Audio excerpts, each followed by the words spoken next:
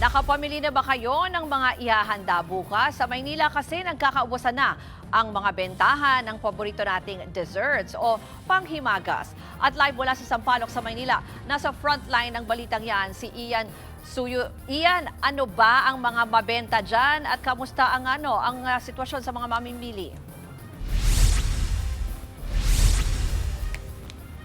Ruth, alam mo, hindi lang Divisoria at bus terminals ang dinarayo ngayon ng mga kapatid natin. 2 araw bago ang Kapaskuhan dahil dito nga dinudumog na itong Sampaloc, Maynila, partikular na yung Vicente Cruz Street dahil sa dami ng mga sweets o mga desserts na binebenta rito.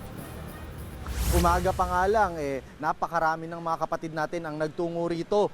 Dahil maliban sa mga pang Noche Buena, hindi mawawala syempre yung mga panghimagas. Sa bahaging ito ng Sampaloc, maraming tindahang pagpipilian kung saan pwedeng makabili ng desserts. Syempre, ang pinakamabenta rito ay ang paborito ng marami na leche flan.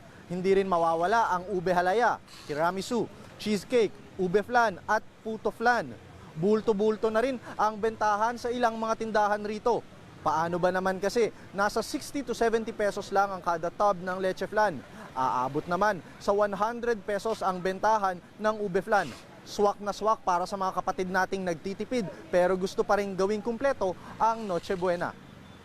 Ruth, sa ngayon nga, paunti-unti nang may mga placard dito, yung mga stalls na nagsasabing sold out na dahil mula umaga pa lang daw, hindi na mahulugang karayong yung dami ng mga mamimili. Kaya sa mga kapatid natin na nagnanais pang humabol, magpunta na po kagad kayo rito sa Sampaloc, Maynila para may maabutan pa kayong mga desserts.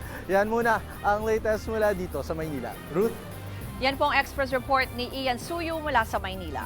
Mga kapatid, Ruth Cabalco, para sa mabilis na pasada ng mga balitang dapat niyong malaman, mag-follow at mag-subscribe sa social media pages ng News 5.